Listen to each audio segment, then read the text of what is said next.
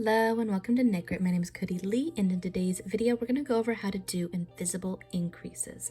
So there are a couple different ways that you can do increases. I actually have another tutorial on here on how to do a basic increase. That's essentially, let me see if I can just show it real quick on this piece and I'll remove it afterwards. That's essentially you take your one stitch right here and you turn it into a 2-stitch piece so that your next round you have more stitches essentially. We do this in amigurumi to make our work larger and larger and larger until it's the width that we want, basically. But there are different methods. As you can see with this increase, there is a big hole in there, even going through both of the loops. So there's another method that you can use in order to make a invisible increase. As you can see here, there are no holes, and when there are no holes, visible holes that is, there's no real way to see the stuffing that's inside. A big thing that can minimize that is what yarn you use, what size hook you use, your tensioning, all kinds of stuff like that.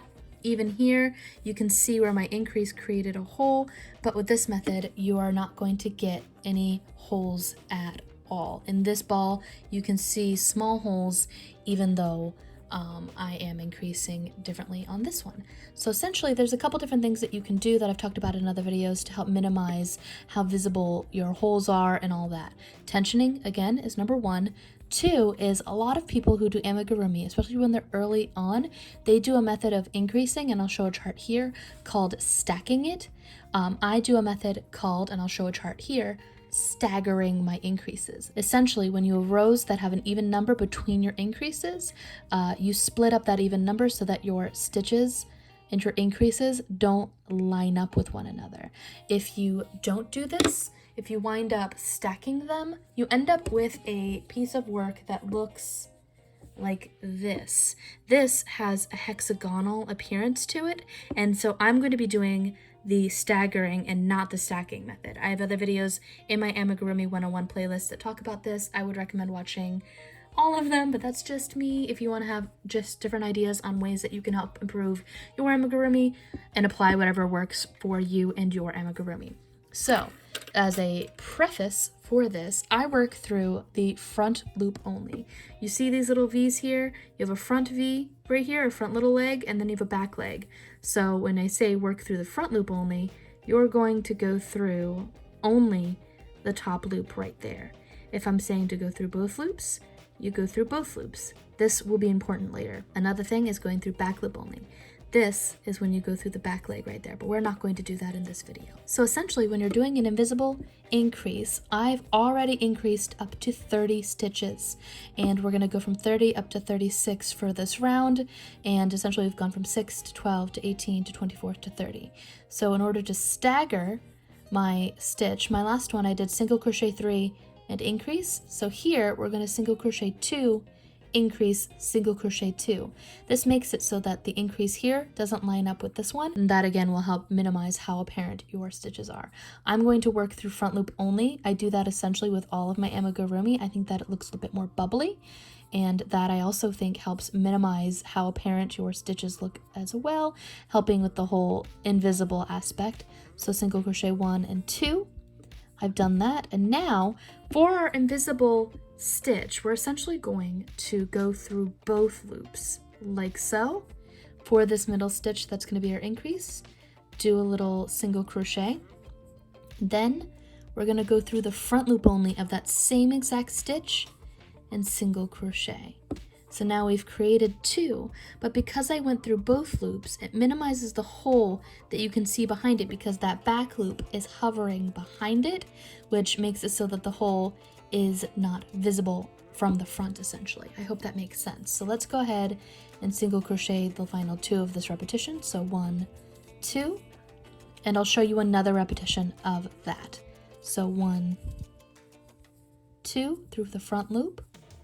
Then this middle stitch right here is an increase. We're going to go through both loops for our increase stitch and do a little single crochet. Then we're going to go back into the front loop only. It's a little bit snug, but we're going to go through the front loop only. So I actually was curious, and that's why this is over here. What happens with a stitch? So let's go ahead and do this another repetition. Let's finish this repetition and do another one. 1, 2, and then 1, 2. We're on another increase right here. So what happens when you go through the front loop only like this and then go through both loops? I've seen this invisible increase done both ways. So if you go through both and you wind up with that, I like how it looks better when you go through both stitches and then you do your front loop only. But with this, if you end up going through the front loop only and then going through both stitches, you wind up with a piece of work that looks a bit more like this. And a lot of invisible increases do that. I find that this method looks better. The through front loop only and then through both stitches looks better when you are working through both loops only originally. But with my amigurumi, I've talked about this in other videos, I go through the front loop only because I find that it looks bubblier. So for me, an invisible increase essentially is when you go through both loops, and I find that this looks better, and then go through the front loop. And I like how that looks the most personally, and I think that it hides and makes it the most round without tightening it too much. But again, this is all going to be based off of preference. You're going to have a lot of trial and error when it comes to your amigurumi and your tensioning and what hooks you're using and just generally what yarn you're using even. So it can all vary based on what you like. I'd say try out all these different methods and figure out what you like.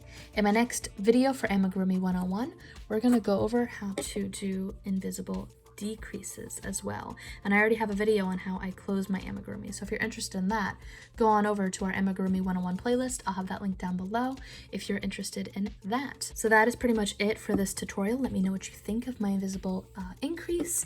I want to give a shout out to my Patreon supporters. There's been a bunch of you over there, and I am so thankful for everybody who has signed up on my Patreon. If you're interested in supporting the channel, you can go to patreon.com/knit and you can see different rewards that we have for our patrons there, free patterns and stuff like that. So if you're interested, go ahead and go over to patreon.com/knit.